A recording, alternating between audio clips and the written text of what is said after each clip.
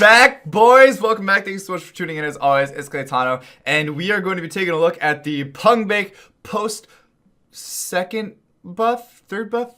I don't know. He's been buffed a lot. Maybe just twice actually. So we're gonna take a look at his damage, and I kind of wanted to see how it actually works, whether it is total 80% of the original damage or if it is 50 and then 30%. So 30% of the 50% damage. So basically what happened was, in the buff for PUNGBAEK, his third skill, Lightning of Cycle, attacks the enemy with powerful lightning, inflicts half of the damage you inflicted on all other enemies. And then the buff actually made it into, if you defeat an enemy with your first attack, the damage inflicted on the other enemies will be increased by 30%. Okay, so I have mine completely fully max skilled. All right, I got 5 there, I got this here, but there's no changes to the first 2 skills. So we're mainly just gonna be taking a look at the third skill, Lightning of Cycle. I went ahead and put on some just random runes, but what I wanted to do was I wanted to go attack, crit damage, attack with some will on him. That's all I really cared about, and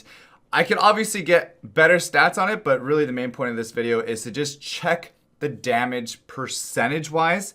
Again, whether it is 30% of half the damage or if it adds an additional 30% of the original damage on the first monster, okay?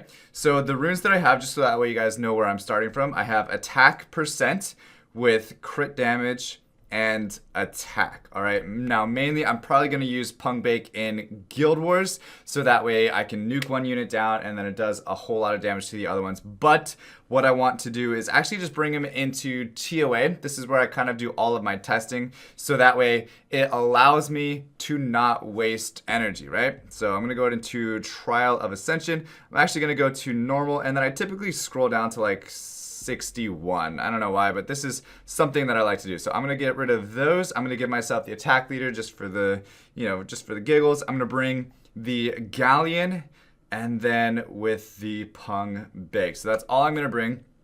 Again, really, I just want to check and see how much damage is on the second part of the skill. Okay, so I'm going to go ahead and start it. I think Zeros is going to go before the PUNGBAEK, so I'm just going to throw like one random fireball over to the left side or whatever. And all right, so time to loot. Drop the defense break down. There goes the fireball to the left side, like I said. And then here's the PUNGBAEK. So Lightning Cycle, I'm going to drop it down to 1 times.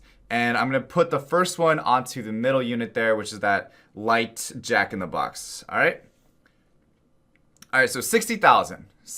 Almost 61,000. So if it were to be 80% of 60,000, that would be like 48,000, I think. And then if it were to be 50% and then 30% of the 50%, that would be like 39,000, something like that. Okay, so I'm gonna go ahead and play it out.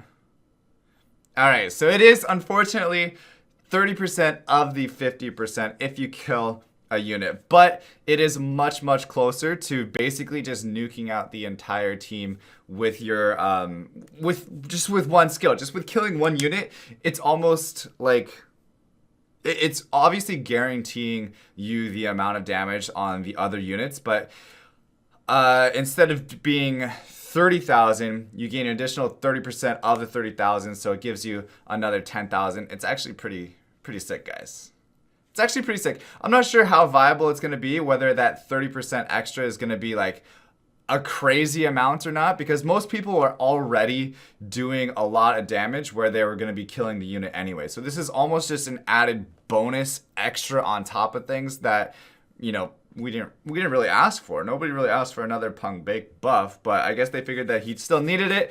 And I'm interested to see what other units that they actually decide to buff or nerf, because there wasn't too many of the ones that were like on the top of the list for most people being changed in the last patch. The other one that I wanted to take a look at though was Lagmaron, so I will be doing that in tomorrow's video. So if you guys want to stay tuned for that, just go ahead and hit the like button and also hit the subscribe button. If you guys don't know already, I am doing a giveaway for the month of July. All you have to do is be subscribed to the channel, comment on the videos. The more videos you comment on throughout the month of July, the higher chance you have to win. Basically, every comment is 1 entry up to 1 comment per video, okay? So enjoy, good luck on that. Hopefully you guys like this little test, and I can't wait to see what Lagron can do in tomorrow's video. But anyway, guys, thank you so much for watching. As always, stay soupy, don't be potatoes, and I'll see you guys next time. All right, peace. I run away.